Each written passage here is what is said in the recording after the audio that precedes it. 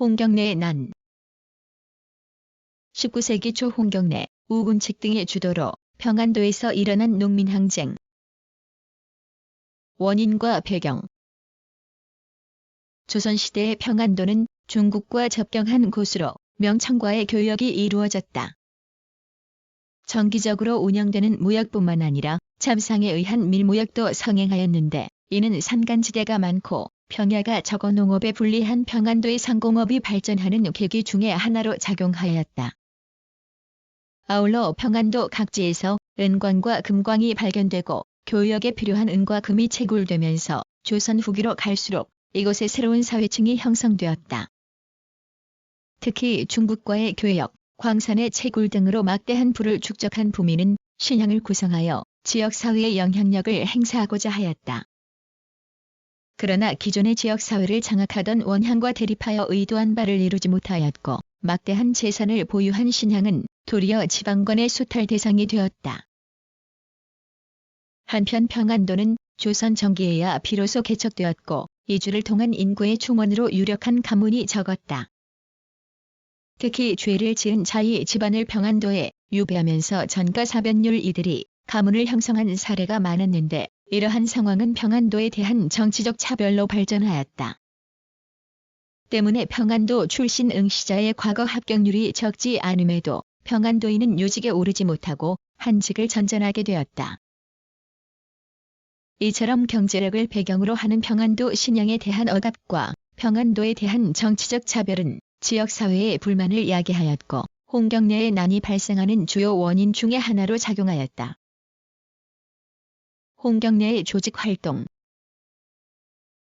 홍경래는 평안북도 용강군의 평민 출신으로 평양항시를 통과하고 유교와 풍수지리를 익힌 지식인이었다. 한양대과에 낙방한 후 풍수지리에 종사하며 생계를 유지하였는데, 10년 동안 각처를 다니며 사회 실정을 파악하고 동료들을 규합하였다. 이 과정에서 당시의 세도가들의 폭정과 민중 단합을 비판하고 민중의 소망을 반영하여 초인이 나타나 세상을 구원할 것이라는 정진인 설과 지금의 어려움은 조선에서 천명이 떠난 것이라는 유교 논리를 봉기의 중요한 이념으로 제시하였다. 그리하여 비슷한 성격의 지식인이자 상인인 우군칙, 명망 있는 양반 가문 출신의 지식인 김사용, 김창시, 영로 출신의 부호이이저 무술을 갖춘 장사로서 평민 출신의 홍총각과 몰락한 향죽 출신의 이재초 등이 최고 지휘부를 구성하였다. 이들의 신분과 생업은 매우 다양할 뿐 아니라 복잡하게 뒤섞여 있었지만, 용력을 갖춘 지식인이 총지휘를 하고 저항적 지식인이 참모를 맡았으며, 부호가 봉기 자금을 대고 뛰어난 장사들이 군사 지휘를 담당하는 형태가 되었다. 그 밑에 평양의 양시위, 영변의 김울령을 비롯한 장사들이 군사 지도자로 참여하였다.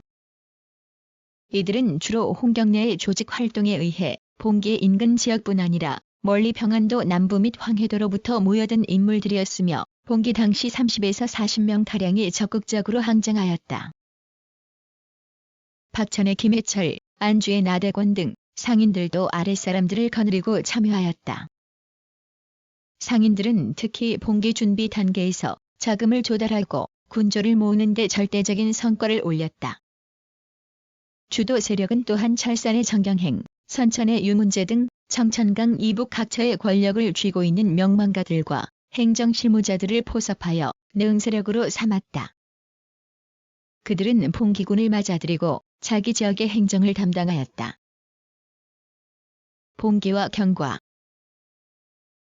가산의 대정강 인근 다복동에 비밀 군사기지를 세워 능세력을 포섭하고 군사력과 군비를 마련한 주도층은 1811년 12월 20일에 봉기하기로 결정하였다. 그러나 청천강 이북을 중심으로 무장반란이 일어날 것이라는 소문이 돌았고, 가산, 선천 등의 관원이 이러한 정황을 눈치채고 일부 주도층을 체포하였다. 결국 주도층은 거사를 앞당기기로 하여 1811년 12월 18일에 거병하였다. 홍경래가 평서대원수로서 본대를 지휘하여 안주 방면으로 진격하고, 김사용은 부원수로서 의주 방면을 공략하고, 우군칙이 총참모, 김창시가 참모, 이재초는 북진군 선봉장, 홍총각은 남진군 선봉장, 이휘전은 도총을 맡았다. 결약을 맺어 서명한 인원에서 자의가 아니었던 자들을 제외하면 봉기 당시 군사 지휘자와 주요 내음자는 약 60명이었던 것으로 추정된다. 일반 군졸은 상인들이 운산의 금광에서 일할 광부들을 구한다는 구실로 임금을 주어 끌어들인 인물들로서 대개 가산, 박천 지역에 땅 없는 농민이나 임금 노동자들로 구성되었다. 봉기군 선봉대를 맡은 홍총각은 단숨에 가산, 박천, 대천을 별다른 저항 없이 즉시 점령하였고 북진군도 곽산, 정주를 점령한 후 어려움 없이 선천, 철선을 거쳐 이듬해 1월 3일에는 용천을 점령함으로써 의주를 위협하였다. 점령한 읍에는 해당 지역의 도호, 관속을 유진장으로 임명하여 수령을 대신하게 하였고 기존의 행정체계와 관속을 이용하여 군조를 징발하고 군량, 군비를 조달하였다. 봉기군은 청천강 이북의 여러 읍에서 기세를 올렸으나 요해처인 영변에서 의견 대립으로 진군을 이어나가지 못하였다. 김대린 등은 안주의 즉각적인 공략을 제안하였지만 우군 측은 북쪽의 다른 지역을 확보해야 한다고 주장하였다.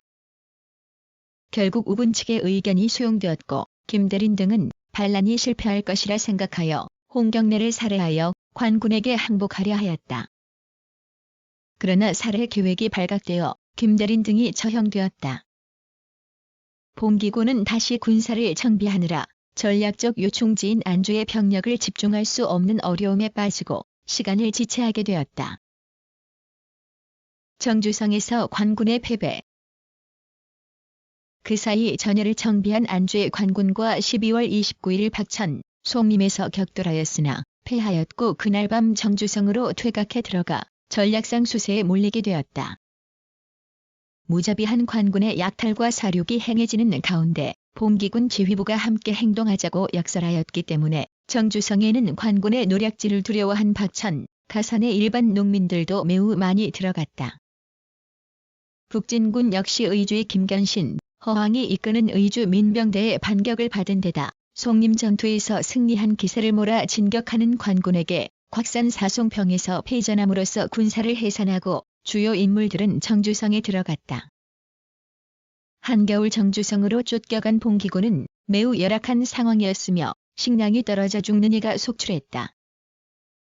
그 후 정주성의 봉기군은 한성에서 파견한 순무영 군사와 지방에서 동원된 관군의 연합부대에 맞서 전투를 계속하면서 오랫동안 성을 지켰으나 땅굴을 파들어가 성을 파괴한 관군에 의해 1812년 4월 19일 진압되었다. 이때 2983명이 체포되어 여자와 소년을 제외한 1917명 전원이 일시에 처형되었다. 홍경래는 전투 중 총에 맞고 사망하였으나 참수되었고 홍총각, 김혜철 등은 바로 체포되었으며 이휘전은 실종되었다가 의병에게 잡혀 참수되었고 우군 측은 달아났다가 관군에게 체포되었다. 체포된 지도자들은 한송으로 압송되어 신문받은 후 사지가 잘려 전시되었다. 지도자들의 가족 역시 재산이 몰수되고 노비가 되었으며 그 친척 역시 노비가 되거나 먼 지역으로 유배되었다.